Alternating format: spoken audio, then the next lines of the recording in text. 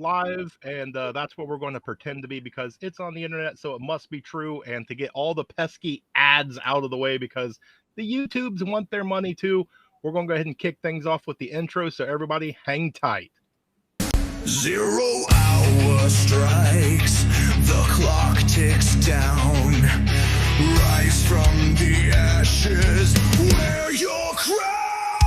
No fear, no chains, break the mold, forge your destiny, fierce and bold.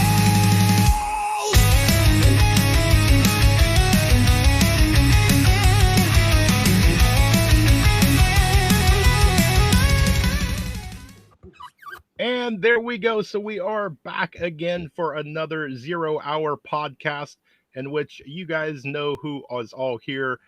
We'll just go around this way, kind of clockwise, and you guys say hello to everybody. So OVP, you're first. Or did he freeze? Looks a little frozen to me. Hopefully I'm not too Hey, from us and for him. Try it again, OVP. I'm tired of being frozen. Can you hear me now? Yep, you're good. Good. And then introduce yourself. Acting up a little bit. Okay, Ohio Valley Prepping. Hopefully you guys can hear me tonight. My internet's a little glitchy. I don't know what's going on, but technical difficulties, and I am technologically handicapped, so hopefully it works itself out. That is okay. Half ready, you're up. I'm Mark, and I'm half-ass ready. That's Landon. He's from Murmurton Press. Howdy. And we're on vacation, so we're just here to watch the show, beers included. Okay, well, cheers to that, fellas. I got my water. All right, and our special guest tonight, celebrating farm life. I'm so excited for you guys to be here. So why don't you say hello, introduce yourselves, tell everybody who you are. Hey, everybody. This is Bill, a.k.a. Hubby, and I am Mikey. So we have a little farm in South Carolina. We're just trying to grow our own, and I'm learning, y'all. I got a lot to learn. So he grew up here, and I grew up in the city. So that's pretty much where we're at. We're just taking it day by day. Trying to get back to our roots. Yes, which anybody that does not follow, I would highly suggest go check them out. You guys put up really, really good content and quite funny shorts. So hopefully everybody will go and see what you guys are all about. For everybody who is new here, welcome. Thank you guys for stopping in and checking out the 0 hour podcast. As always, all you got to do is start dropping questions in the chat, and we have a nice panel right here that we will start discussing and answering any of those questions. So let's kick it off, and I'm going to start off with a personal one for you guys while the chat gets ready. What is it like to be homesteading? It definitely has its ups and downs. It's a lot of hard work, and for me, I think the struggle is a little bit more real.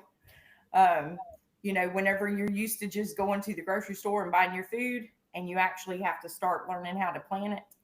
And I'm trying to figure out companion planting. I'm raising cows and goats and chickens and pigs. And we didn't have that growing up.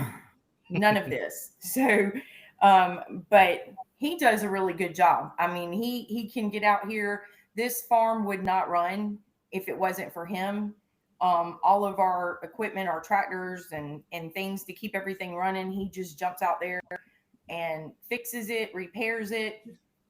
And I've never seen the amount of skills that he actually has. And for me, part of our story too, with me growing up in the city, we also have him on the flip side that he has cochlear implants. He just had surgery on both ears about a year ago. Yeah. And I'm sorry, I'm speaking up for you, but I'm very proud of him because I don't want to get teary-eyed.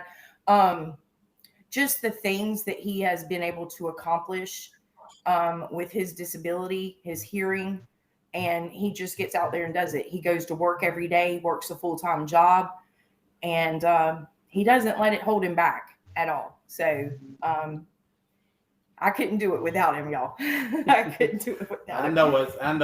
I'm very proud of her and the amount of things that she's learned in the short amount of time in canning. She didn't know nothing about canning. She took it in strides and is learning that. She's growing everything from seeds outside, doing really good with that. So I'm very proud of her on that. Homesteading right now is a lot more expensive than it used to be. Things used to be a little bit cheaper, but you have to take in mind people also didn't make as much money. But things have really gone through the roof. Everything from fencing, farm supplies, feed, everything. So. Yeah, it has gotten expensive. I mean, that's kind of what we were dealing with today. I don't want to take up a whole lot of time, but we do have a video coming out, and just outside trying to repair fences again, because we've been having a problem. We're raising Nubian goats. So they're a bigger breed of goat. And we have two of them, one especially that has figured out how to crawl up under a fence, and they crawl over the fence.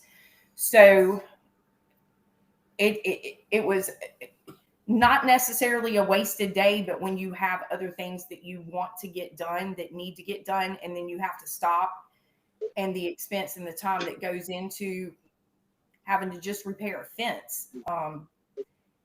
It's a lot to it. It's a lot more to it than I think a lot of people realize. And I mean, especially for me, I say all the time, that just the amount of work that goes into it for me personally, and this is a reflection on myself too, how lazy our generations have become over a period of time, to know when every time I'm out there and I get hot and I get tired, and I think to myself, why are we doing this? We can just go to the grocery store and buy eggs. We can go to the, and buy a tomato.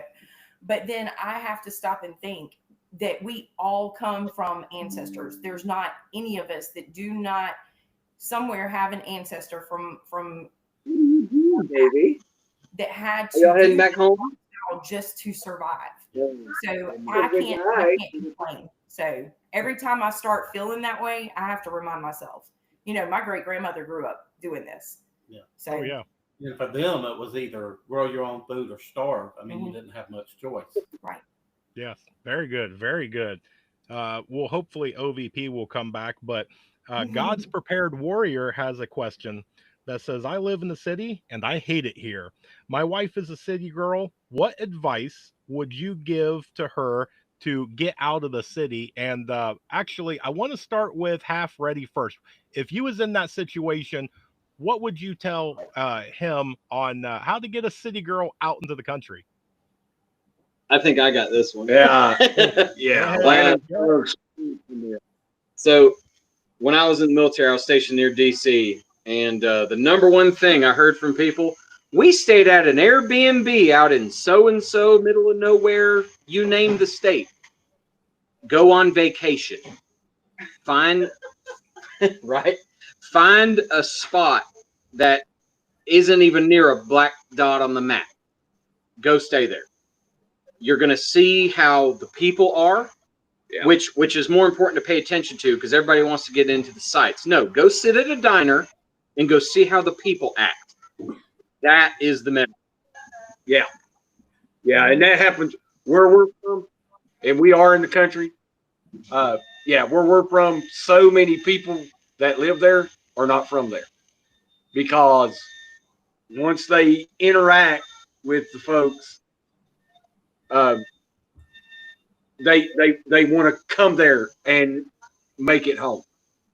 So I don't think it's that difficult as far as talking her into it once he hits the right spot. It's like a wine tasting. You just have to get the right glass. There you go. That's right. There you go. I love it. That's a good one. All right. You guys, I know, have a very good one on this one. So what would you give God's Prepared Warriors advice for that? Well, from my point of view, because I was right there, I would have never thought about even entering in my mind living in the country. And after being down here, it took me a while to get adjusted. I was scared to go outside at night by myself, or you know, just crazy things. Yeah. And just growing up in the city, you know, locking the doors, you know, and just constantly. But I'm going to tell you, I'll just put it to you this way. My mom, she's still in the city, and when she comes down here, she's like, "You're not scared to be down here?" And I said, "Nope." I said, "I feel safer here than I do anywhere else because I know who's coming down my driveway before they get down here." And being down here too, he has prepared me in that area as well, that if I need to, I can take care of things. And I mean, just the things that you would never think of in the city. And I know we were talking before we came on, you know, telling y'all we had a piece of property in North Carolina, and that honestly did it for me as well. Being able to be so remote and get out. We would go for a week, 2 weeks at a time. And I would suggest taking a long period of time, you know, a week or two, not just a couple of days, because it's not going to sink in, but just the small town feel of the area. And you literally walk down the street and pass a stranger and they speak. You drive down the road and somebody passes you. It's just like the good old days. You wave at a passerby. They're driving by, you're waving, they're waving back. And for us, our property was located so remote, we didn't have internet service, cell phone service, nothing. And we would sit there and listen to the creek water run, hear actually nature. You could look up in the sky and you would be amazed at how many stars are in the sky when you're outside of the city and all the lights. It's absolutely breathtaking. And it just gives you a sense of peace and comfort, and just reminds you like what we're here for. I mean, all the hustle and bustle of the city, to me, it's so stressful. It's chaotic. It's stressful. Everybody's walking around paranoid, in my opinion, all the time. You know, neighbors don't even know who their neighbors living right next door to them in the city. But I mean, where we were, there were people that lived people that 5 miles from our house on the same road, but we all knew each other. We all looked after each other, and we felt comfortable and safe with that. Yeah, it's definitely a lifestyle change. It's definitely an adjustment. But you could not pay me to move back to the city. There's no way. After being out and away from it, and I mean that's my perspective. I think for somebody just growing up in the city and you just put them straight into the country, of course they're going to be out of their element. Yeah. But after having some adjustment period and seeing what it's really like, I think that's what did it for me. I wouldn't go back. Nice. OVP, to get you caught up. God's prepared. I'm back. Yeah, God's prepared warrior says that what advice would you give him, because him and his wife live in the city? How would he get her to move out of the city? How would he talk her into it? Yeah. Boy, that's a good question. I never had that problem. No, my wife doesn't like living in the big city, so. I don't know. I mean, I don't know. You could try using the force. I don't know. Don't do that. Like I said, I never had that problem. My wife doesn't like big cities. I don't like big cities. Getting us to move out of the big city was not like hard, you know. So nice. That's a good question. Nice. Well, we got another one here from Hudson Valley Prepping and Survival. And we'll just go round this way. So OVP, do you think the housing market will see a major correction in the near future? You know, I would think it almost have to. I mean, I'm going to use my little area as an example because it's what I know. There's houses that have been sitting on the market for years, and for some reason, the longer they sit on the market, the price actually has been going up. Like they'll sit there and not sell, and then they'll raise the price $50,000 or something, which makes no sense to me at all. But nobody's buying them. There's actually houses now you go around and see that are just empty. They're not even for sale. They're just abandoned, I guess you would say. You know, people just said, I can't pay it, I'm out, and left, and the house ain't even for sale. So, I mean, it almost has to, doesn't it? If it doesn't make an adjustment, there's just going to be a bunch of empty houses sitting around, nobody living in them. I agree. Half ready, So- Myrmidon, what do you guys got? Well, I'm sure that there's an adjustment coming. I feel like I don't think it's going to be a huge adjustment, simply because money being what money is now. But I think it's going to depend a lot on where you're from. And Mike has the same problem where he's from that I have where I'm from. It's a popular place to live. Mm-hmm. The property continues to go up in value because people want to be there, right?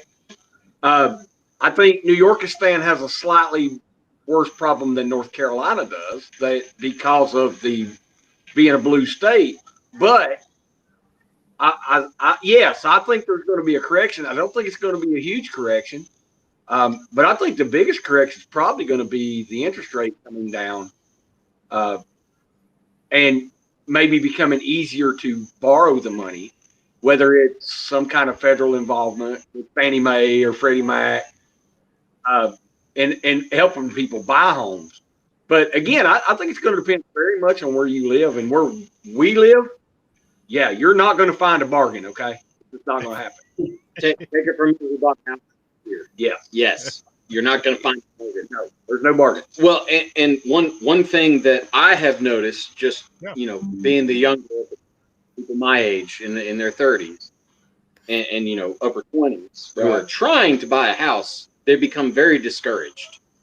And a reason they become very discouraged, they're trying to stay in the places where they work, which makes sense. That's how people lived for a long time. Fortunately for my generation, millennials, they're willing to move. And they want to go to a place where they feel belonging. And I think moving into more rural areas is kind of the answer for a lot of these people. I think in the next few years, especially, you're going to see this big thing pop up, be like, population in New York City drops below blah, blah, blah, blah. Because people don't want to live with each other no more. Mm-hmm. And especially my generation. I'll tell you this, I will live in a cardboard box before I have an upstairs neighbor. I get it. All right, celebrating farm life, what do you guys think? You want to take this one? All I can say is I hope it does. It needs to go down. I see some of the house prices, houses that used to be just like $35,000 houses, to those little 2-bedroom, 1-bath, something like that, and now they're going for in the 200,000s on a little postage stamp yard. I mean, that's ridiculous, and people can't afford to keep making payments like that. We was actually talking to our banker the other day, and he said the average house payment was $2,500. I think that's what he said. It was crazy. It was crazy. Yeah, $2,500 something was the average house payment, and people were paying like $800 to $1,200, I believe he said, on car payments and stuff. And I just don't see how people's going to keep this up. Yeah, I mean, right. I mean, when you add all the extra expenses into it, I mean, people have got to either be living on credit cards or just paycheck to paycheck, and it can't continue like this. No. I tend to think that everything's got an agenda behind it. So, but like those saying says, what goes up must come down. Yeah. Yep. Very, very true. Let's see. We got one from LMDMT. Says, I want to start a small garden. 2-part question. What would be the steps to prepare virgin land? And what is the easiest animal as far as cost versus yield? And we'll go with our resident experts. So celebrating farm life, you go first. All right. Well, you're more of the getting the garden ready, because we just started a new garden last year. Yeah. The best thing I can say is if it's grass in it, go ahead and remove the grass first. Whether you have to take like some black plastic and leave it on it for a while and let the heat kill the grass up under it, and then make sure you go in and till it up really good by hand or with a hoe or whatever, rototiller and get every bit of grass out of it, because the grass will definitely make you not like gardening before it's over weeds with. in the grass, yeah, And, definitely. And the animal or crop? The animal, the best animal to raise that would give you the most yield and be the cheapest. I would have to say chickens. Mm-hmm. Chickens first, and then maybe pigs second, because I look at things in the older days, like a chicken. The chickens can walk around until you need them for food. Then you can go out that day and pluck a chicken and have it for food. A pig is a smaller animal. You can put them in a small pen and raise them up and have a decent size amount of meat. If you butcher one right before winter, you can have enough like fatback and bacon, pork chops, hams, all that to get your family through winter. Cows, they're nice. They're going to eat a lot. Yeah, they're going to eat a lot. They're expensive, and that's a lot of meat. When you butcher an average size cow, you're going to get anywhere from 800 to about 12 or 13, 1,400 pounds of meat back after you clean them. So that's unless you got a lot of people to share it with, that's a lot of meat and a lot of storage. And that's what we always talk about too. And granted, yes, we do have generator here, but that's short term. What happens if we have a power outage that lasts for months, and you got all that meat sitting in the freezer? Yeah. And a good crop to grow in a garden that would get you the best yield would be something like potatoes, corn, something like that, because you're going to get a lot back in return for a small amount of space. Beans yeah. are pretty easy to grow, and tomatoes. But I mean, tomatoes, you can only do really so much. I mean, you can make like sauces and stuff with it, but as far as like survival food, you got to think about what would be best, to get you through the hard times. Are you going to want a potato or a tomato? Which one is going to fill you up more? Yeah, potatoes store good. You can keep them in a cool, dark place and have potatoes all winter. Nice. All right, vacation fellas, you're up. Well, LMDMT, we call that breaking new ground where I grew up. And let me tell you, down here breaking new ground, you better have a good grubbing hoe, because you're going to be pulling some tree stump to bust up new ground. It's hard work making new ground. So I avoid that by doing container gardening. I'm a big fan of container gardening. I don't even have to own a tiller. I don't have to use a grubbing hoe.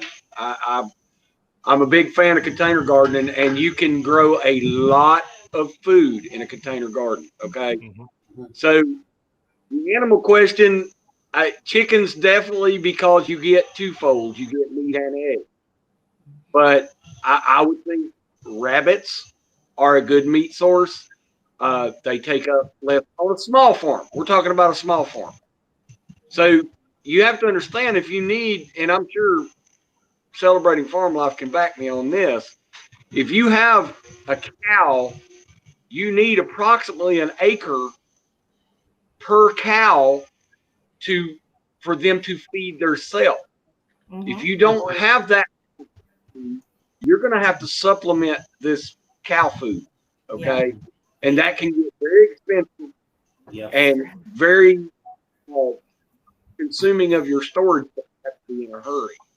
So I don't suggest a large animal like that. Well, rabbits or chickens. And also, he's being very humble. He grew up raising hogs. Yes.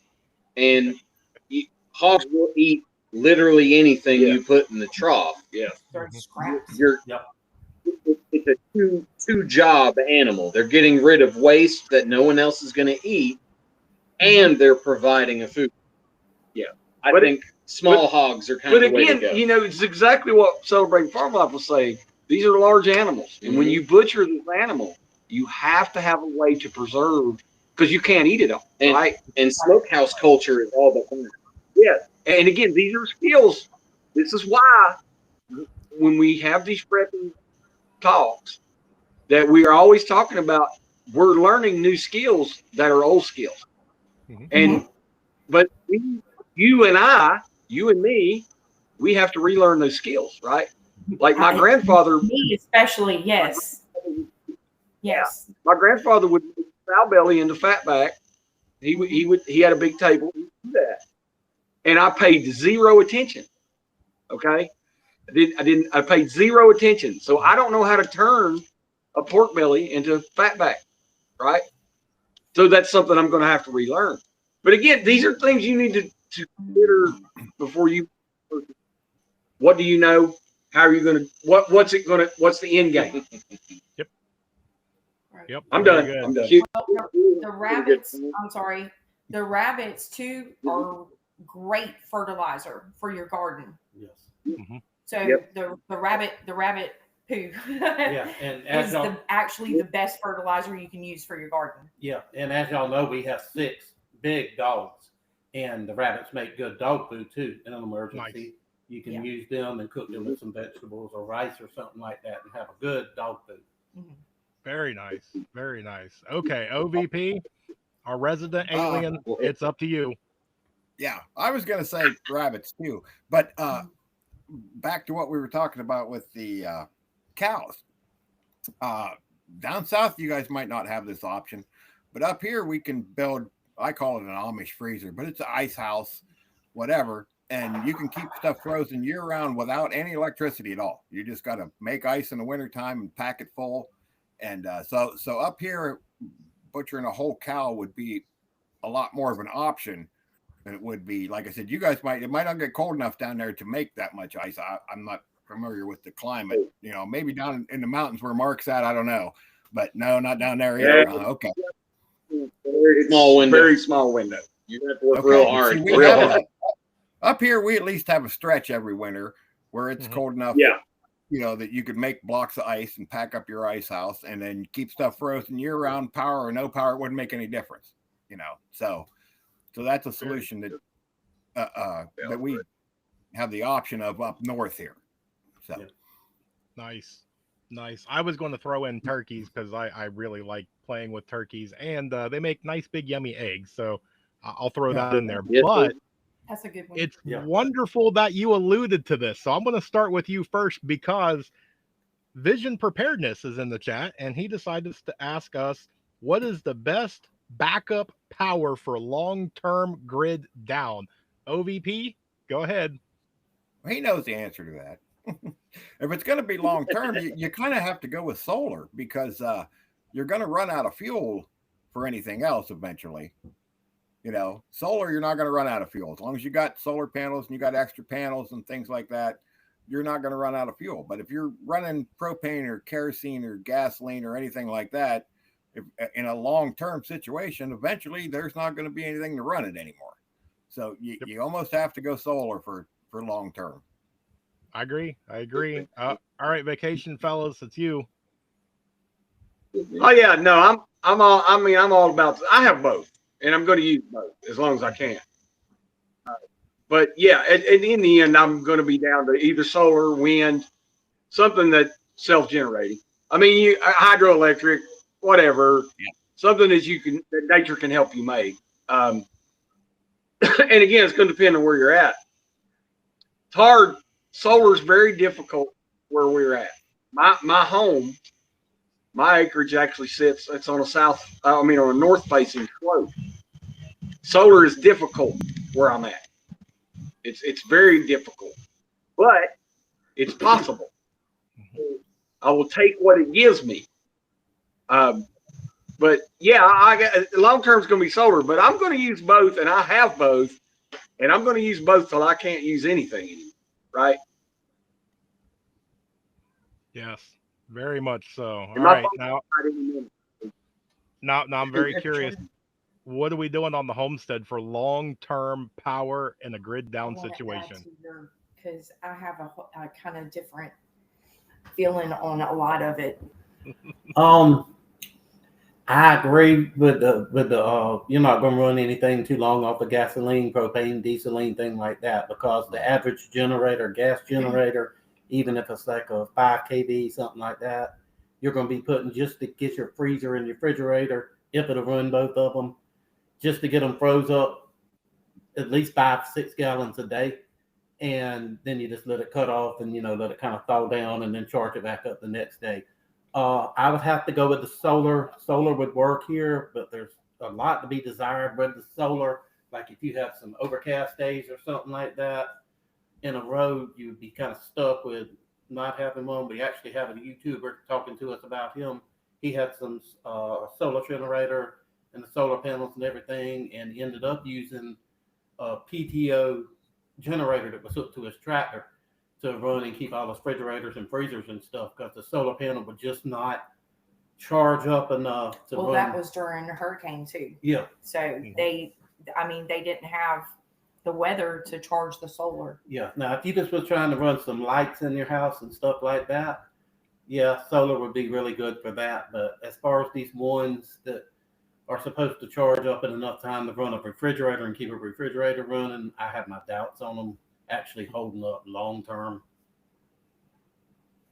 Well, I told him I wanted to add to that a little bit, because I kind of feel different. I guess the more I'm out here and the more I see and hear things, and I guess with me learning all these skills, we're losing all these arts along the way. And what makes me so angry now is to know our mountain people and how they didn't have running water, they didn't have electricity, and they knew how to survive without all these amenities that we have now. They didn't have refrigeration, like plug-in refrigerator. They knew how to put food up and survive. And I'm just going to say, the big ups went in and told all these people how poor they were, that they were living in poverty. And the way I look at it now is we need those skills. Those are survival skills. They weren't poor. They had what they needed to survive. They didn't need Xboxes and TVs, and they entertained themselves with their own musical instruments. Yeah. They were big on family and community, and we've lost all this. We have lost all this. And I tell him all the time, is there not a reason behind it? Yeah. Mm-hmm. I mean, think about it. We're all losing touch with each other. We're losing touch with our family members, our neighbors, our communities. We don't help each other like we used to anymore. But our ancestors used to depend on the community. If something happened, somebody got sick, you would have your neighbors come and help plow your field. So I guess my opinion on the whole solar panel, our ancestors lived without solar panels. They lived without all this stuff. And bottom line is, I feel like that's what we need to get back to.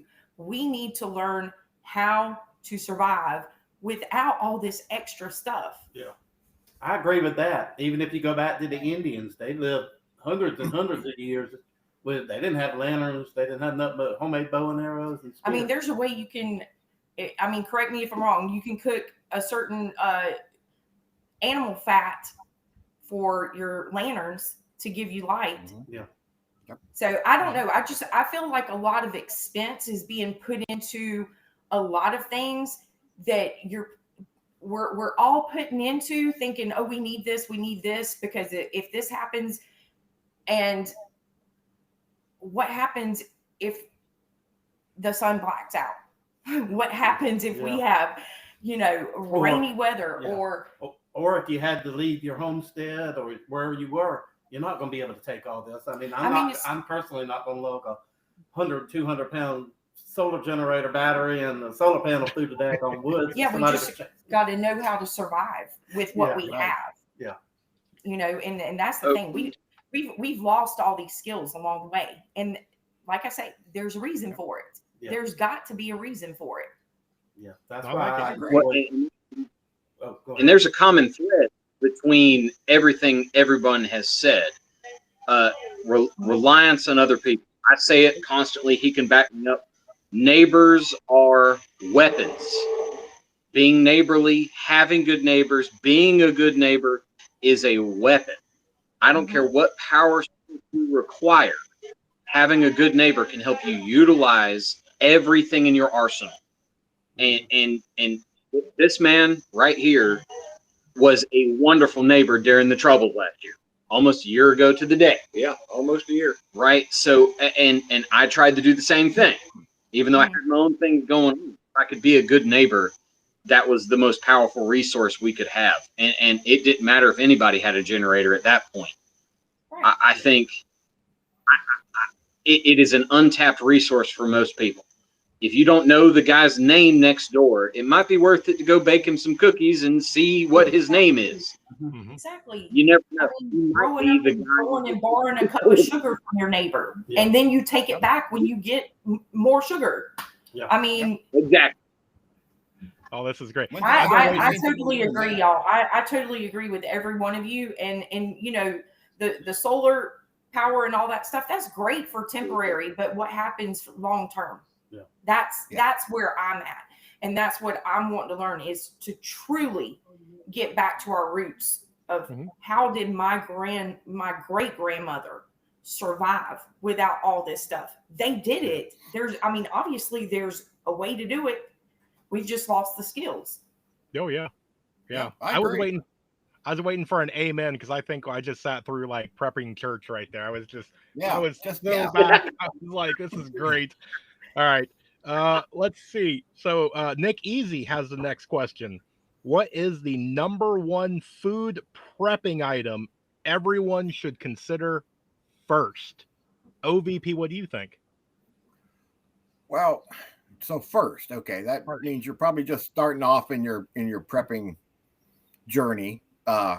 So if as a new prepper, if you're just starting off, I would start with canned foods. Get canned foods that last a long time, things that aren't in syrup or things like that. Because just starting out, you're probably not going to go out and buy a bunch of freeze-dried food and that. So as far as first, I would have to go with canned foods and dried goods that you can get at the store and things like that. Start a little pantry. Nice. All right, you two look ornery down there, so you're up.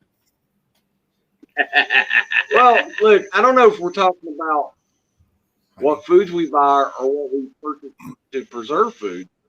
I mean, the food you buy, you buy what you eat. Normally, you just buy extra and pack it up, canned foods, things that'll stay a long time.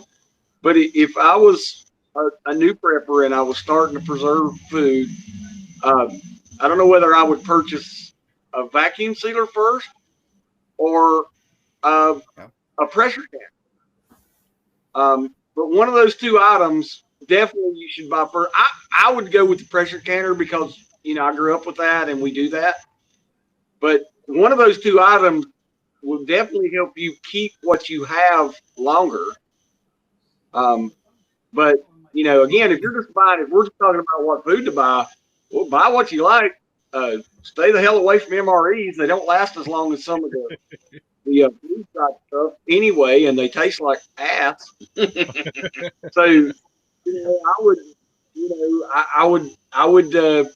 buy the things that I know will last a long time, and then buy extra every time you go. We were talking the other night. I talked about a weekly list, 52 weeks a year, right? So you make a list of things. It don't have to be food every time, but you add to your grocery list a prepper list of things that you're going to, bars of soap, toilet paper, these things, feminine hygiene products if you need it. These things, dog food, these things, you add them to your grocery list, right? So if you have and sometimes that list is going to repeat itself.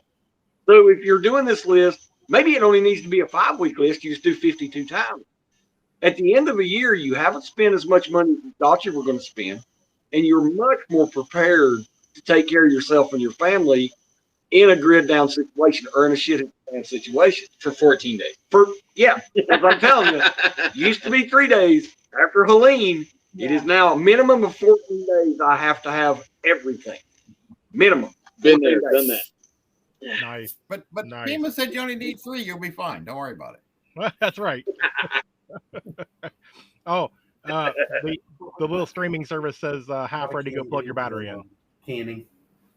Yes, I know that, and you know what? When it goes, I'm gone. Okay, I have y'all have enjoyed my drunk ass company as long as you need to enjoy it. Okay? All right. I have enjoyed my when it goes, I'm gone. Well, you enjoy celebrating farm life. You're up. Let you take it. Oh, I was thinking definitely canned goods and stuff like that, and definitely the stuff like sheep pressure cans and stuff. You can pressure can meats, vegetables, and some dry goods. I believe you can pressure can. I just don't know how to do those. And there's actually a church that's near here that you can buy the freeze dried in the number 8 tin cans. I believe what it is, the big cans. And they're not expensive. You Like can they get, have a 30-year shelf life. yeah, 30-year shelf life. You can get like one of dried potatoes, carrots, apples. I mean, there's all kinds of things. Yeah, And wheat. So you can actually crush your own wheat to make your flour. Yeah. You can buy a big bag of it. But I guess for me too, with what he's saying, I know that there's probably a lot of people out there just like I was. I was so intimidated with canning, and he had me scared to death my first time. And I actually came in here, put our pressure canner, the seal, and everything together by myself. He was at work. I was like, okay, I'm going to do this. And he had me to the point I was scared that what is it? I tell you, the lid on it, I sent her a picture I saw on Facebook, and the pressure cooker was blown through the glass top stove, and the top was blown through the ceiling. And it took the vent fan over the stove with it. And I should have never sent it to her. So y'all can imagine my first attempt of it. I did not leave that gauge. I sat there in front of that gauge for the entire 50 minutes the first time I was canning something, and just to make sure it was staying where it needed to stay. But I will tell you, it's not as hard as you think it is. And if I can do it, anybody can do it. It's just you got to get over that fear, that intimidation feeling, and just get in there, try it, do it. And, before long, you'll become a pro. I'm still learning. I still have to get my book out, and I'm constantly going back and forth. How long did it say? Because I do want to make sure I'm doing it right. So I'm definitely not an expert at it, but at least have made an attempt to do it. The only thing that I haven't, I've done vegetables. I do want to try my hand at canning meat. Nice. I have not done that yet. So I do want to try that. Very nice. Very nice. I like all She's that. doing good. I'm sitting next to. Okay, next question. We tend to talk a lot. No, I do. no, No, that's what we're here for. yeah, that's what these panel discussions are. I'm I'll just throw my laughing 2 at cents. I'm The just way we laughing do at it. the chat.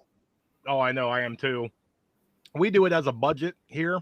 And so just for round figure, we'll say we spend $50 a week, and we go to the store, we get everything, and we only spent $40. We already put that money back. And so what we do is we have a permanent prepping list, and we use that extra $10 to go ahead and buy things on that list. And so we didn't spend any more money than what we budgeted for, but we're picking up more and more things to put in the pantry and put back. So it may work for you. We'll see what happens. But here's a good one from Gigi's Garden. Any good solutions besides a fence that will keep a deer out of the garden? Celebrating farm life, do you have any ideas? Oh, yeah. We've got a couple of suggestions because we did have issues with deer getting a hold of. We did a garden farther away from the house, and we just got to a point, we got so tired of it, we just let it go. So anything that we planted up there, we didn't get anything out of it. But there are he's got a lot of great suggestions that it does help for a while, but like he'll tell you, you have to stay on top of it. And that's where we kind of went wrong with him working. We had 2 other gardens I was tending to, a backyard garden, all the animals and everything. So we've pretty much decided that 3rd garden, we don't need it. So I think that's going to be out for next year. We're going to focus on what we have. But I'm going to let him answer that question. All right. Like she said, you're going to have to stay on top of it. And I'm talking about every 3, 4, 5 days or something. Don't let it go over 5 days. Rotate something out. If you can talk to a barbershop into letting you have like human hair or take dog hair and sprinkle some of that around your garden. You can take ivory soap and cut it up in big chunks and drop it around your garden. You can spray some perfume. Everything works for a little bit. Like I said, you're gonna have to keep rotating it out. Just go to Big Lots and buy some cheap stinky daggone perfume. Spray cotton balls and just drop them all over your garden. I finally found electric fence works the best, but they said they don't want a fence. But they can jump over it. Yeah, deer are smart. They can jump over it. But tell them about your bags. Oh, you can take bags and take a stick, take like white trash bags, and stick a stick that'll fit inside of it, and then take a string and rip through the bag and hook it and hang it where it just sits there and balances, and the white bag hangs down. Let that blow in the breeze. I ended up using them things that you use at Christmas time or Halloween that puts the reflection of like pumpkins or snowflakes on your house. You can buy one of them at Walmart cheap. I put one of them out there, so it's constantly rotating and moving lights all over the garden. A radio. You can go buy coyote urine and drip that around your garden, but you're gonna have to keep it rotating. You can't just because it's working this week. Bags that he's talking about, just like your normal. You can use the black or the white, just garbage bags. And just hang it. Put a stick in it all the way through inside, and then just cut it right here. And then run a stick along the top, and then you can put a hole in the top, and then you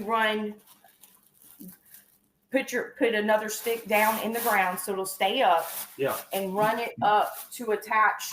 Yeah. Or you can hang it. Just hook a string and hang it straight to a tree limb. Or even a tree limb. Just hang it from a tree limb and just let it wave around in the every wind. time the wind blows. I mean, but like I say, the most important part of all that, just rotate it out every 5 days.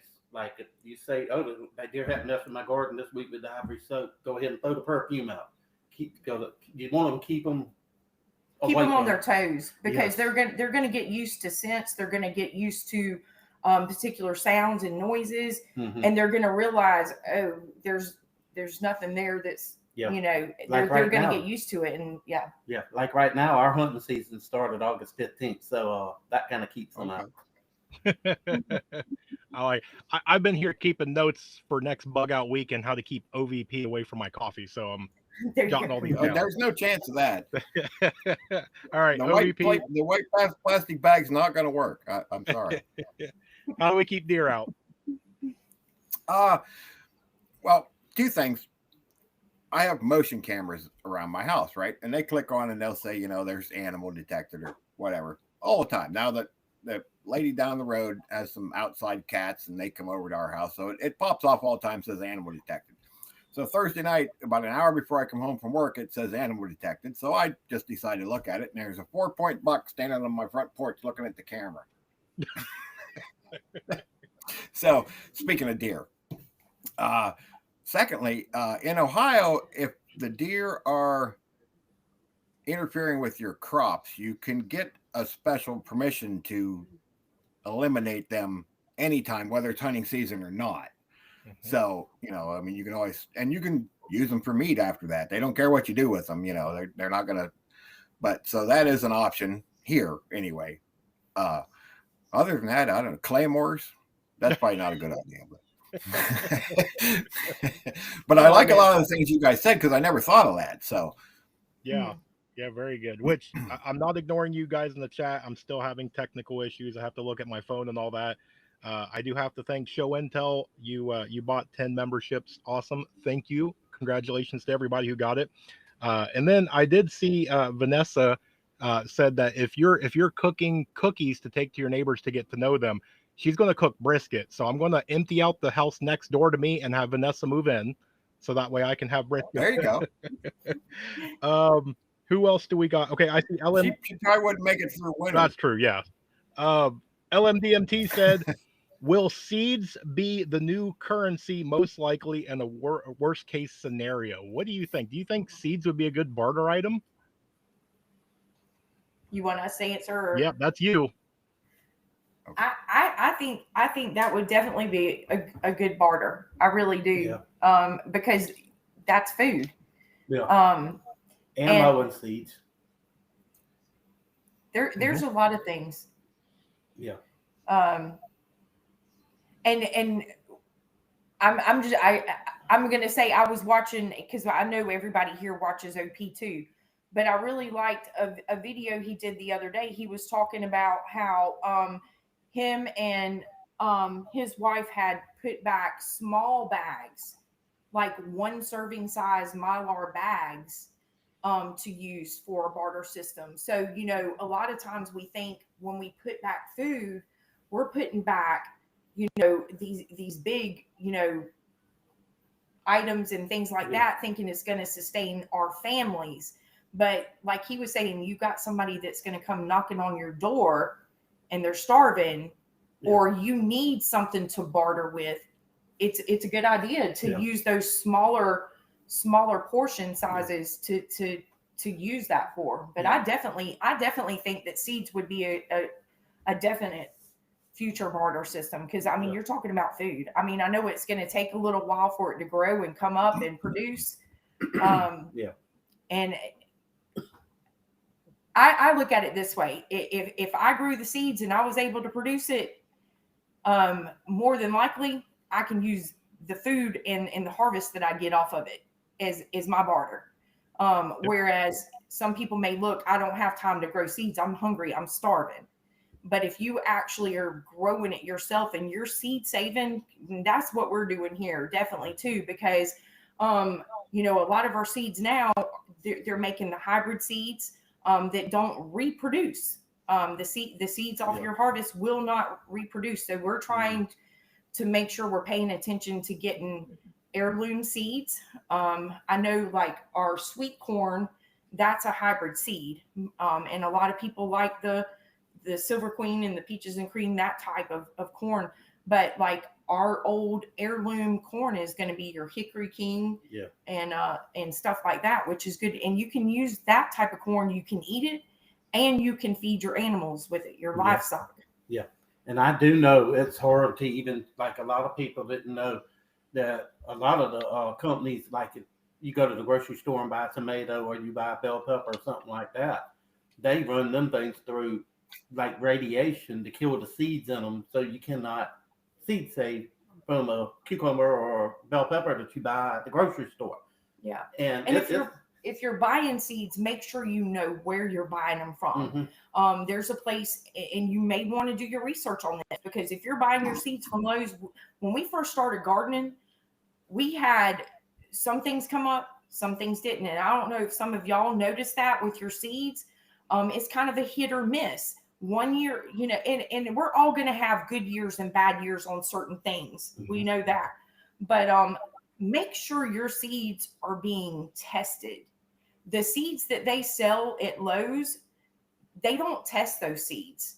So you don't know. Those are going to be a hit or miss. You can put them in the ground, you can fertilize them, you can water them, do everything that you're supposed to do to grow that. But 9 times out of 10, it's not by your fault if they're not coming up. It's the actual seed itself. Yeah. And those are the type of seeds that these places are selling. But we do get our seeds. There's a place in Rock Hill, and I'm sure they'll probably would mail or ship out. Really great guy. He has all of his seeds tested, and we've done a video on it where we interviewed him. If they don't pass the test, he gives those seeds to the hunters that come in, that they can come out, throw them out for food plot. And like he said, whatever comes up, whatever doesn't. And so it's not a loss of that. But he is at the Farmers Exchange in Rock Hill, South Carolina, if anybody's interested. But if you are buying seeds, that would be my suggestion. Make sure they're being tested. Yeah, most people don't. You want to know what you're buying. It's expensive. He was telling us, I forgot, $1,000 or something that he was paying to have the seeds tested. Mm-hmm. Yeah, it's like an old timey seed store, and you know there's still some of them around. So if you can search out in your area, like a little old timey seed store, our Ace Hardware even sells like behind the seeds, you know, where they scoop out and weigh the seeds and put it in an envelope. This is what type of store. You don't just go in and buy a packet of seeds. You tell them how much you want. Yeah. Nice. Okay, OVP, what's your thoughts, brother? As far as a barter item, yeah, I mean, anything that somebody can use is going to be a barter item. Seed, sure, yeah, they could be a barter item. I like the advice for getting about buying seeds. Now, I've got it kind of lucky. I'm 20 miles from probably either the biggest or the second biggest, they go back and forth, Amish community in the country. So I can go up there, and I've learned a lot from the Amish. I hauled some Amish, and I can go up there and get much better seeds and things like that than I can get from Lowe's or Tractor Supply or anything like that. So, but not everybody has that luxury. You know, like I said, they're just up the road for me. You know, for somebody like rural, it would be, you know, what, a couple hour drive at least. You know, So, and then day trip. You know, I don't know if you guys have a lot of Amish down there or not, but we don't have that here. Yeah. Yes. So let's see. I was scrolling through chat. Thank you, Nick. He gave out 5 memberships. So congratulations to all of you that got those. And I see that we are getting close to wrapping up. So we'll go OVP, me, and then we'll hit you guys last. OVP, why don't you give us some final wisdom for the day? Final wisdom. Well, you're assuming I have some wisdom, aren't you? Guys, just keep prepping. I mean, I don't know what's going on down in Venezuela. And plus Russia, you know, that you don't hear so much about that anymore on the regular news, but over there in Russia and Ukraine, things aren't calming down any. Okay. And you know, the prices are going up. They're doing that thing with the water out west. And so food shortages are a possibility. You know, I don't know what's going to happen. There's just so many things brewing right now that who knows what's going to come next. So keep prepping. Just keep stocking up what you can when you can. Don't go out and melt any credit cards or anything. We may hit a time where that becomes necessary, but I don't think we're quite there yet. But you know, stay close to your family.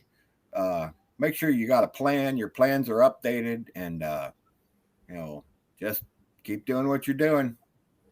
Very good. All right, it's my turn now. So for me and the rural household, we went to a celebration of life for our neighbor, and it's one of those unfortunate, bittersweet moments in life that tomorrow's never promised, right? And that's why we prepare. But one of the things is to remember: go out, make memories, right? When something unfortunate happens, sitting back when everything calms down and being able to share the good times and laugh and smile and celebrate those good times, because if we're going through bad times, what's better to beat it than good times? So we're going to go with celebrating farm life. You guys give us your final thoughts and then tell everybody where they can find you and all the fun things that you post. Well, I'll start on one thing. For homesteading and prepping, anything like that, start small. Buy one, even if that's all you can afford, just buy 1 canned good a week and put it on the shelf. Start with chickens, something easy, 1 or 2 chickens. Don't overwhelm yourself, because trust me, it can be very overwhelming. Mm-hmm. Yeah, if you take on too much at one time, and we kind of did that for myself when we all got hit with the sickness. I kind of went into, oh my goodness, and that's really when it started for me. I was like, we don't have enough of this, we don't have enough of that. But like somebody said, make sure you're putting back some extra soap, toothpaste, toothbrushes, hygiene products, you know, because you're eventually going to need that stuff, medicines, you know. But I would definitely suggest get out there, turn the TV off, turn your cell phone completely off, take a weekend, set up a tent, even if you do it in your backyard. And well, I don't know, some places in the city you might not be, you might have to use your grill if you actually cook your supper over the grill. But if there's a way you can get out in the woods with your family and really experience, and it makes you work together. It makes you work together. So when there's a weak link, you've got the stronger link to help pull each other through. But definitely my suggestion, get out and get to know your neighbors. Yeah. You know, all this stuff that's being kind of thrown and forced on us right now, between all the division and the separation, it's unnecessary. It's completely unnecessary. And like I said, and I'll say it again, there is an agenda behind it.